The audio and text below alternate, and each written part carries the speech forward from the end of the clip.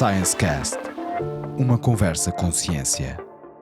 Começa aqui mais uma conversa com ciência, é mais um episódio do podcast Science Cast. Obrigado por estar connosco. O meu nome é Vasco Matos Trigo. O meu convidado de hoje é Pedro Félix, que é licenciado em Biologia, tem um mestrado em Pesca e Aquacultura e um doutoramento em Toxicologia. Neste momento é investigador no MARE, num dos polos do MARE, não é verdade? É verdade. O MARE tem vários polos, 8, 7 ou 8, acho eu. Sim.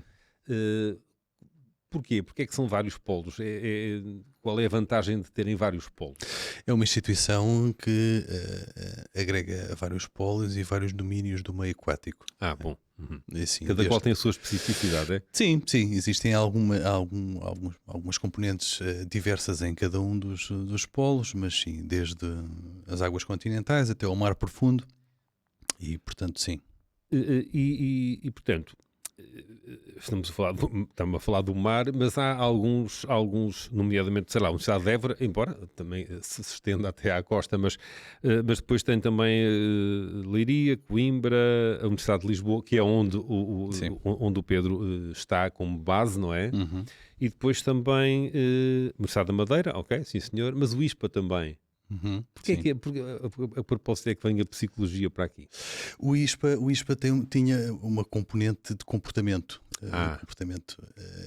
animal, sim. E daí a licenciatura em Biologia, sim. E o mestrado em Conservação, portanto tem a componente de Conservação também. Tem a ver. E, portanto, estes polos não funcionam individualmente, se quiser, ou não, autonomamente, cada um deles. Há uma partilha de conhecimento, é a multidisciplinaridade presente também? Há uma multidisciplinaridade, é um facto. Existe grupos de uma área que são transversais a vários polos. Trabalhamos em cooperação, em conjunto, de uma forma multidisciplinar, é verdade. No seu caso, há algumas linhas de investigação, pelo que eu percebi, de biodiversidade e funcionamento dos ecossistemas, por exemplo, é uma das áreas. O que é que fazem nessa linha de investigação? Nesta linha de investigação, eu não trabalho em todas as linhas. Cada um de nós depois trabalha especificamente numa delas, mas na questão da biodiversidade trabalhamos muito na biodiversidade, passa a redundância, e na ecologia dos ecossistemas, onde estudamos as populações naturais. Então, o que é o seu dia-a-dia, digamos? Bom, o meu dia-a-dia é diverso, quer dizer, é uma das coisas que gosto em ciência, é nós termos a possibilidade de ter um processo que é diversificado, que nós temos uma fase em que, como em qualquer vertente da ciência, levantamos a questão, temos a nossa hipótese, desenhamos os projetos, escrevemos-los porque temos que os submeter a cada financiamento. Sim, exatamente. Claro. Exatamente. E depois de desenharmos esse projeto e o submetermos, tudo correr bem e o pudermos desenvolver, depois temos fases de recolha de dados. Depois cada área da ciência tem a sua forma de captar e de compilar dados. Temos, no nosso caso, temos campo. Muitos de nós vão para o campo e fazem mergulho. Ainda há pouco tempo estive. Sim. Portanto tenho a sorte de ter esta variedade. Tanto estou no campo, tanto estou a fazer mergulho, como estou sentado num computador ou num laboratório, dependendo do trabalho que temos em mãos. E depois no final, e aqui às vezes existem muitos projetos a correr em simultâneo. Portanto nós temos um dia-a-dia que pode até inclusivamente variar dependendo daquilo que estamos a fazer na altura, e depois temos aquela fase em que muitas vezes estamos sentados num computador a tratar os dados estatísticos e a ver os padrões nos dados em que recolhemos, que é uma parte bastante satisfatória do nosso trabalho. Especificamente, o projeto, um dos projetos em que está envolvido, o que é que está à procura, digamos? Aquele que é o foco do meu trabalho hoje em dia é com pepinos do mar, holotúrias. Sim. Depois eu vi aqui uma referência a pepinos do mar e fiquei muito curioso. Sim. Pepinos do mar são plantas ou são animais? Chamam-se pepinos do mar, mas são animais, não é? Na verdade, são parentes relativamente próximos de estrelas do mar e dos ouriços do mar. Sim. são equinodermos, portanto, e são animais que estão no fundo marinho, ocupam os fundos marinhos em diversos habitats. E no caso daqueles que nós estudamos, que são a maioria dos comerciais, porque é aí que está a questão, são muito importantes, têm uma função ecológica muito importante, porque reciclam e redistribuem os nutrientes no fundo marinho. Portanto, contribuem para a saúde dos fundos marinhos e daquele ecossistema, e dos outros organismos que lá habitam. E portanto tem uma função ecológica muito importante. Só que até há bem pouco tempo aqui na Europa não se ligava muito, porque não tem uma importância comercial. Na Ásia tem já há muito tempo. Sim, e entretanto porquê? Porque é que é importante comercialmente? Para que é que servem, digamos assim? Sim, servem como fonte de alimento, porque é para a alimentação. É para a alimentação, mas há aqui uma componente terapêutica na medicina tradicional chinesa, e vem historicamente de um produto de luxo, e agora é que atingiu mais pessoas, a exploração aumentou, as populações começaram a ficar depauperadas no Índico e no Pacífico, e então acontece aquilo que muitas vezes acontece, não é? Pesca expande. Então chegou aqui. E agora, efetivamente, são populações também, animais muito suscetíveis à sobrepesca, porque são pouco móveis, são fáceis de capturar, etc. Pronto. E então começou a surgir esse problema cá. E nós começamos a estudá-los porque surgiu esse problema cá. Essa exploração cá, que neste momento que é ilegal. Mas, é ilegal mas ainda cá? Ainda não, recentemente passou a ser ilegal desde 2021, agora não se pode capturar pepinos do mar. E porquê é que passou a ser ilegal? Por exemplo, pela escassez, porque estava a ser exagerada a captura? Sim, a captura não estava legislada ao ponto de... Ou seja, estava referida, mas havia um limite muito pequenino de 2 kg por apanhador por dia. Era o limite legal para este tipo de casos. E, entretanto, a pesca ilegal sobrepunha-se a isso e começou a haver muita exploração. E começaram-se a ver sinais de que essas populações estavam a decair. Em risco em alguns dos locais. E isso foi uma espécie de alerta. E então, como... Não existia, nunca existiu muito financiamento para isto, porque não havia muito interesse, não se conhecia muito, conhecia-se muito pouco destas populações. E então a medida precaucionária é vamos parar com a pesca até se saber mais, de facto. E portanto, falou no Oriente, não é? E falou agora aqui também, é uma espécie que geograficamente não está, portanto, restrita a uma zona. A questão é a necessidade de ciência e de investigação aqui neste caso é porque está. Efetivamente existem inúmeras espécies. Há vários pepinos do mar, é? Muitas. São muitos comerciais, mais de 1500 espécies, mas dos comerciais que agora estão em exploração são quase 100.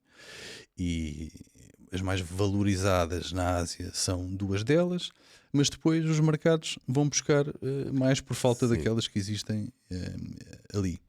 E então há necessidade de se vir a conhecer aquelas que não se conhecem, e as nossas são alguns desses exemplos, e nós estamos a fazer esses esforços para que se angarie conhecimento sobre essas espécies. E agora também o desenvolvimento da aquacultura. Pois ia-lhe perguntar isso, se vê ali um potencial económico, começas a pensar na aquacultura de pepinos de mar também? É um potencial económico, e no caso dos pepinos do mar é a questão da biorremediação, que é uma coisa muito importante, que é mitigar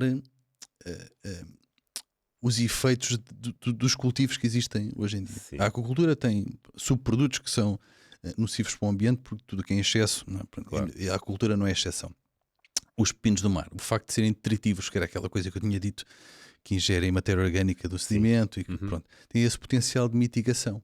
Então aquilo que nós estamos a fazer e que nós queremos fazer para já é precisamente isso, ou seja, desenvolver a aquacultura, mas não naquele modelo monocultivo. Tentar que seja já integrado num modelo circular, para que possa haver esse benefício para aquilo que é a realidade nacional e o cultivo nacional, de serem integrados e poderem ser biorremediadores, para além de crescerem. E a nível nacional, agora focando cá em Portugal, tanto é no norte como no Algarve, ao longo de toda a costa há pinos do mar? Sim, varia é a espécie.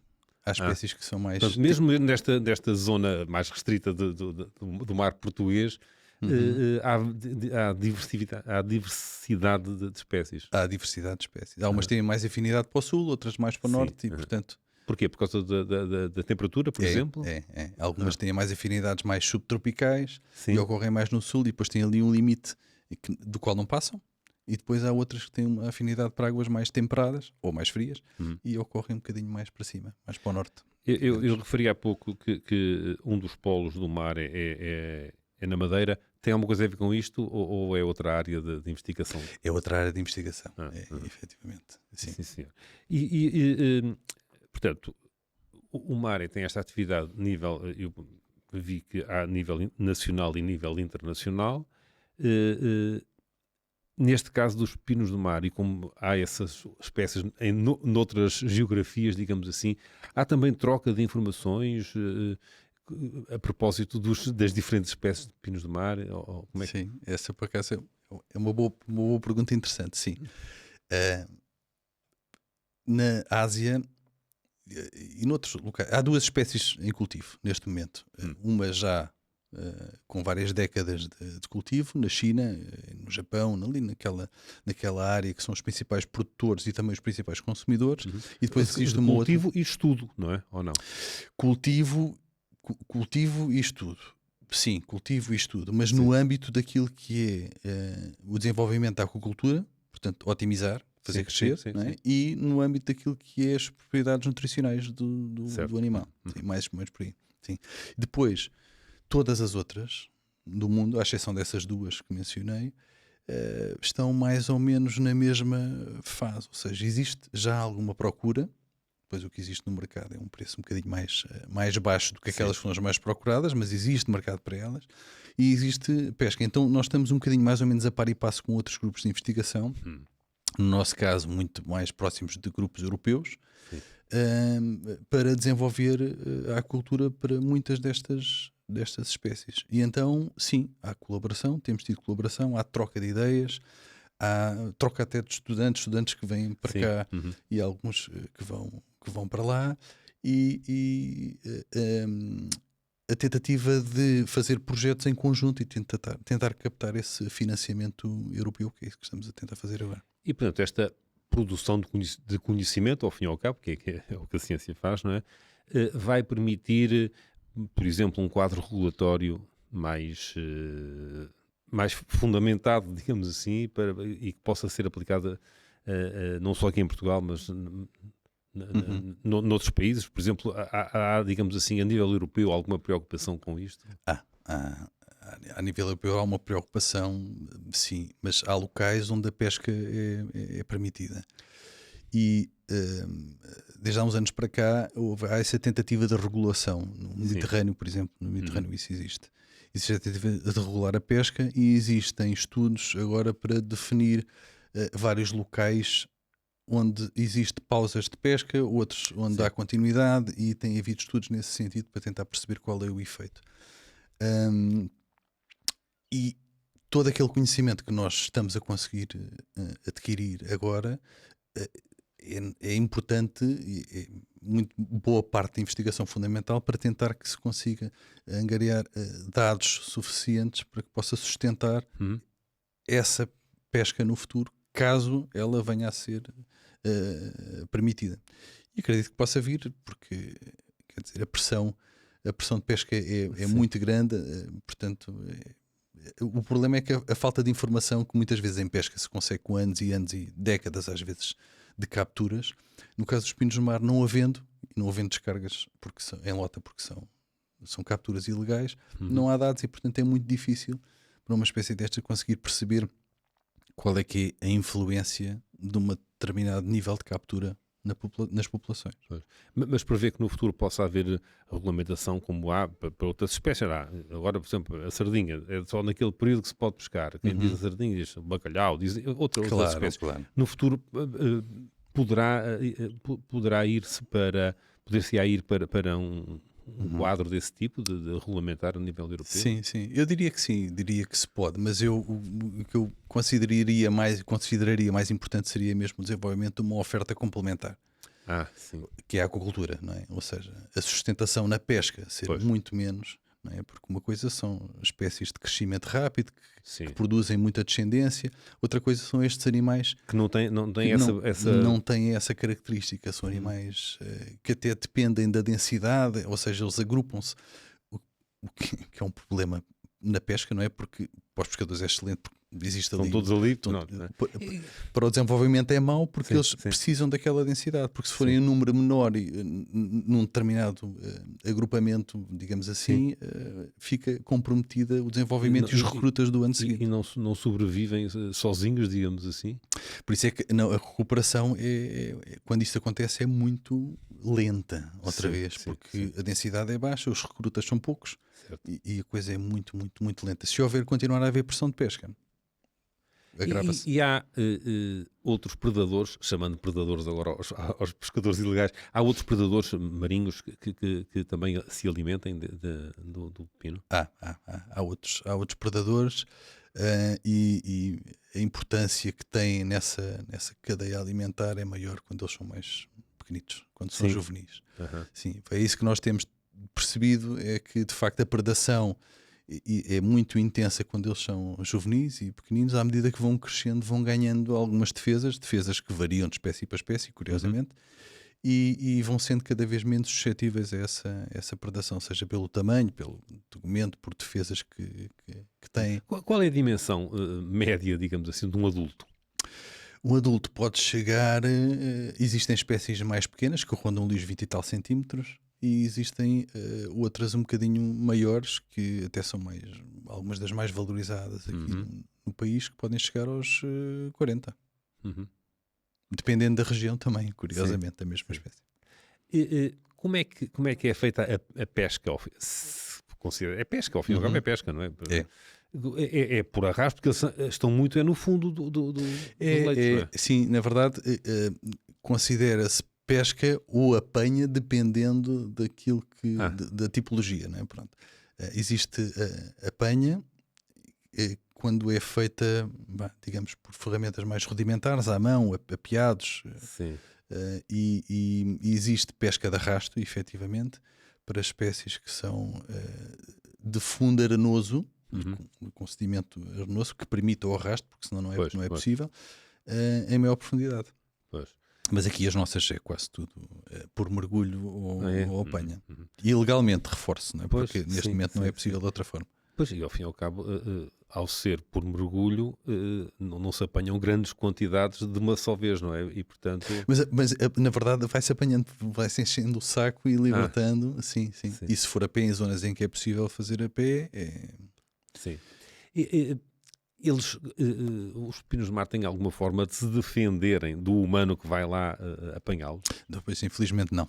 Não. Do humano, não. De outras espécies predatórias, sim. Do humano é uma captura muito, muito fácil. Pois, pela falta de mobilidade que já referiu, não é? Não tem mobilidade, não tem estratégias de defesa como outras espécies, que seja processos espinhosos ou venenos ou essas também não. Pois. Há algum risco ambiental, além da questão da biodiversidade, ao fim e ao cabo, não é? Mas eles são suscetíveis também à poluição, por exemplo?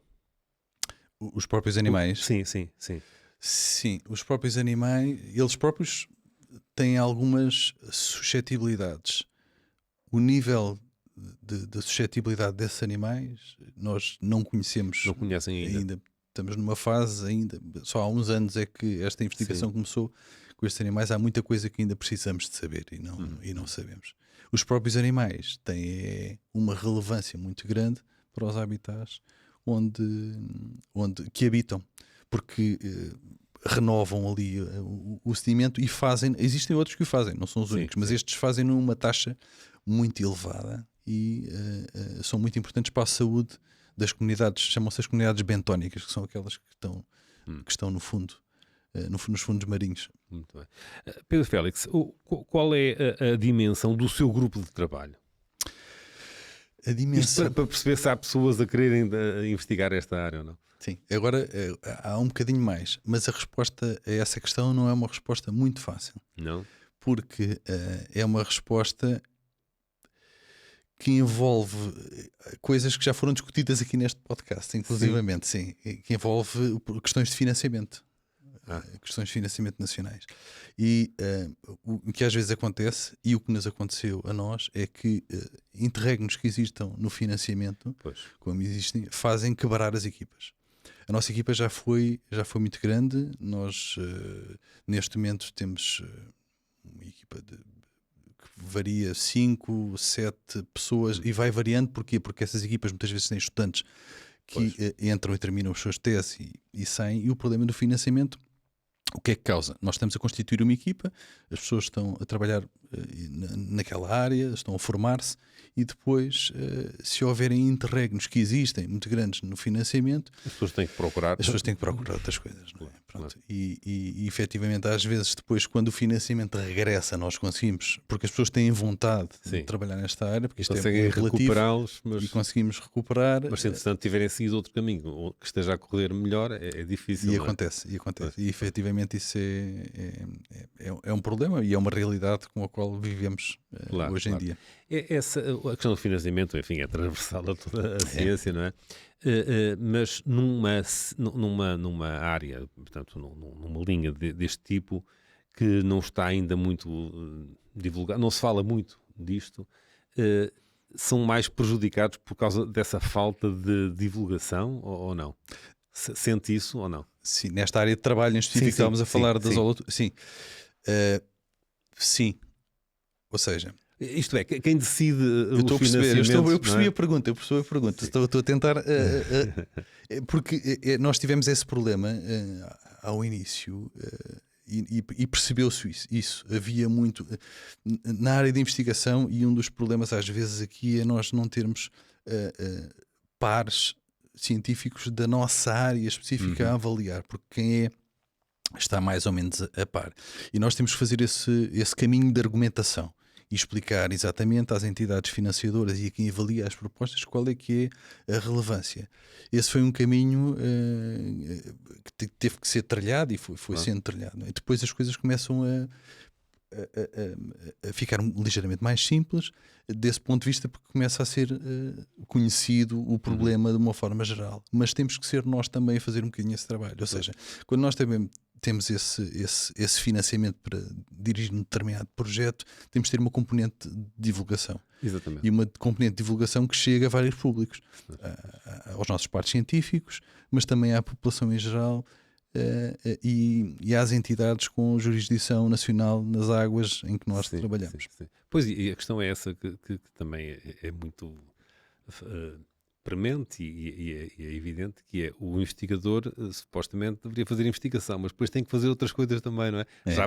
Já não, para não falar da parte que começámos a nossa conversa, que é a parte administrativa, não é? Sim. Mas é também este tempo que tem que dedicar à divulgação para o público em geral e para o público que, ao fim e ao cabo, que vai ter um poder de decisão, não é? Para os decisores, ao fim e ao cabo. Não é? É verdade. Portanto, é tempo que não estão no laboratório nem estão no terreno, não é? É verdade. Gostaria que houvesse, se calhar, um bocadinho mais de encaixe de várias pessoas que pudessem fazer isso, mas todos nós temos de trabalhar nesse sentido e acabamos por ocupar, é um facto, muito tempo em todos esses processos, alguns administrativos, outros de divulgação e sim, acaba por... Temos de estar muito do nosso tempo nesse Exatamente. Esperemos que este episódio do ScienceCast possa contribuir para isso, para alertar as pessoas que é importante e existe esta importância, passa a palavra, desta área de investigação. Uma outra área de investigação que gostava também de falar consigo, que penso que já terá ficado lá mais para trás, que são quando andou a estudar os mangais em São Tomé e Príncipe. Como é que foi esse projeto? Esse projeto foi... Não tem nada a ver com pepinos, não é?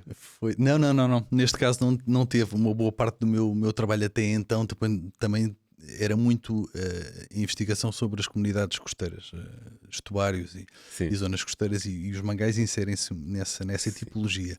E o trabalho foi muito interessante. Nós estivemos lá, começámos por estar lá a convite e a trabalhar com ONGs locais e acabámos por desenvolver projetos que iam no sentido do conhecimento da biodiversidade ali naquelas zonas de mangal da ilha de São Tomé, e investir parte desse projeto na capacitação, ou seja, de técnicos locais, para que se pudesse fazer ali uma monitorização e preservação das áreas de mangal daquela ilha.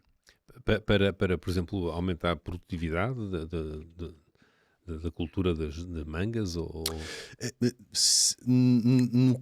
Era importante conhecer a diversidade, no sentido de perceber que espécies é que lá ocorriam e que muitas delas têm importância para a pesca local, porque há muitas espécies que depois se reproduzem naquelas zonas, que são zonas abrigadas e muito relevantes sob esse ponto de vista.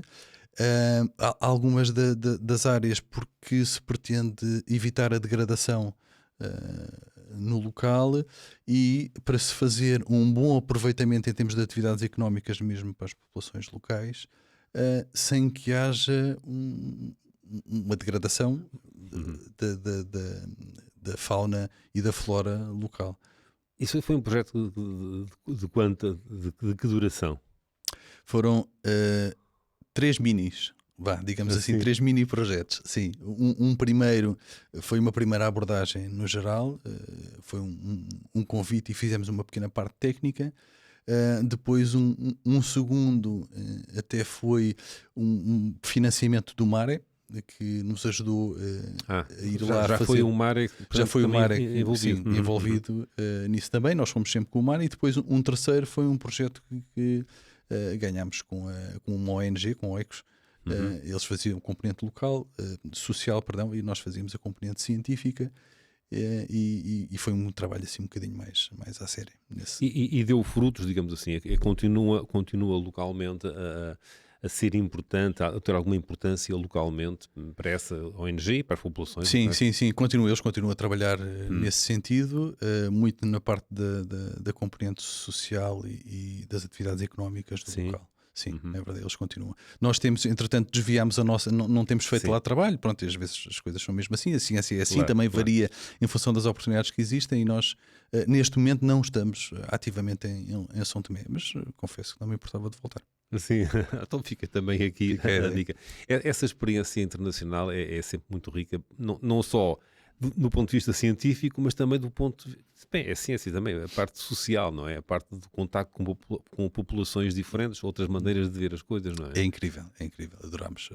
Acho que todos nós, a equipa toda, a equipa era grande, e nós todos adorámos esse contacto com outro país, com outra cultura, com outras formas de estar nos locais, de gerir os locais, e aprendeu-se bastante, aprende-se sempre muito, Sim, para além da parte científica. Pois, e normalmente, nomeadamente em São Tomé, eu já estive lá 2 ou 3 vezes, sinto que há essa vontade de colaborar, não é? E de aprender e de ensinar, não é?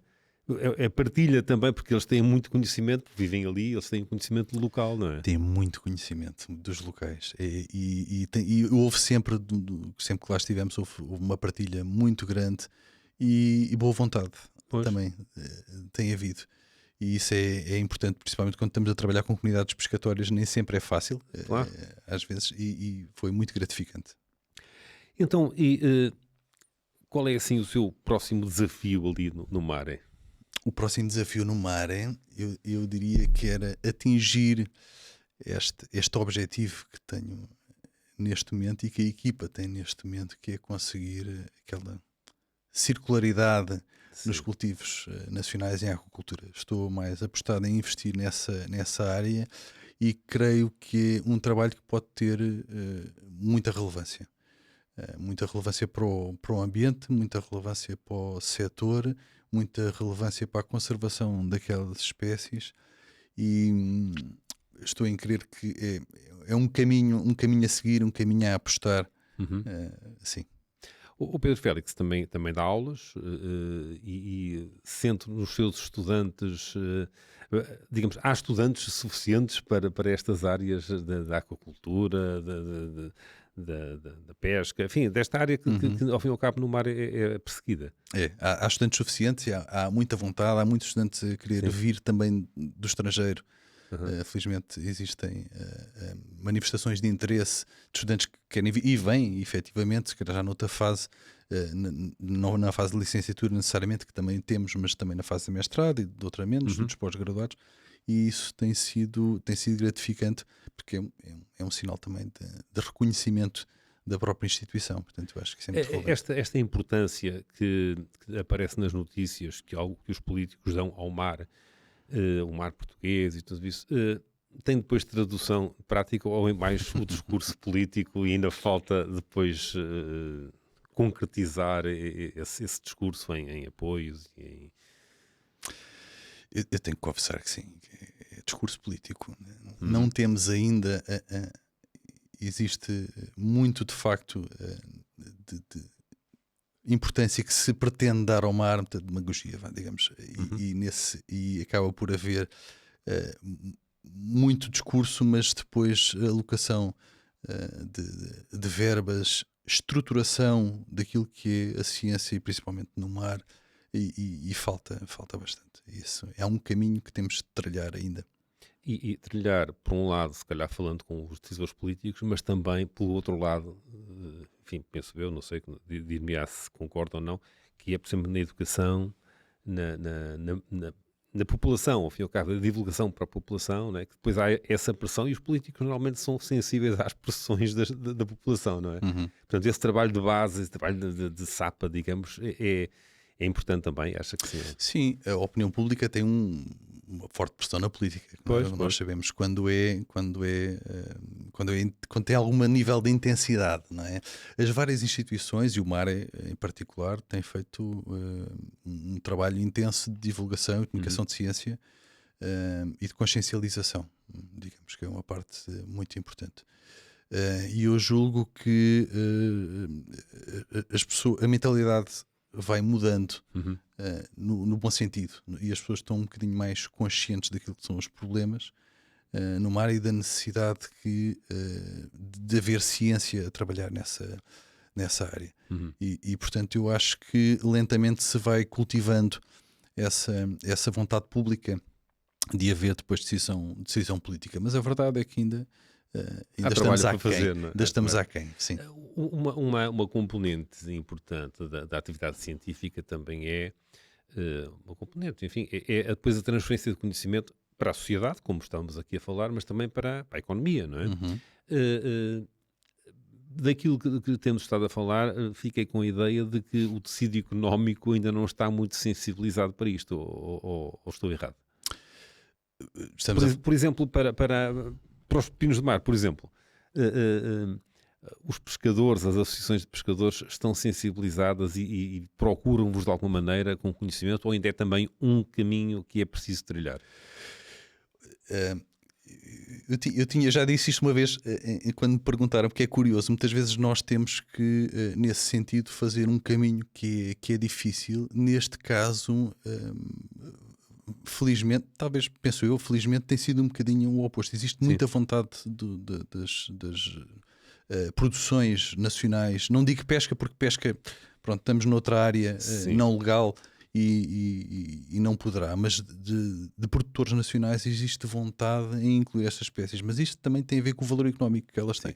Mas por exemplo, produtores, empresas de aquacultura que se dedicam a outras espécies e que podem pensar em, olha, aqui está mais uma espécie que nós podemos explorar. É disso que estamos a falar, por exemplo? É disso que estamos a falar, é incrível. É mesmo isso, ou seja, nós estamos a trabalhar também com produtores no sentido de começar a aumentar a escala e ver até que ponto estas espécies de pepinos do mar são compatíveis com outras para podermos ter nesse modelo circular, porque é preciso, é uma das coisas que é preciso ver, que precisamos saber se existe compatibilidade entre as produções nacionais e estas espécies que estamos a tentar incluir nesses modelos. E nós estamos a caminhar nesse sentido, estamos a colaborar com produtores, existe vontade dos produtores de o fazer, e isso é uma mais-valia e é excelente. Haja financiamento para podermos continuar e estamos no bom caminho, eu diria. Financiamento que muitas vezes também, ou em parte também deveria vir dessas próprias das empresas, não é? Sim, Não ficar só dependente do financiamento público. é verdade, é verdade. E muitas vezes vem. O problema é que muito do nosso tecido empresarial Não tem neste dimensão, se setor não calhar, tem suficiente, dimensão. pois. Não tem dimensão.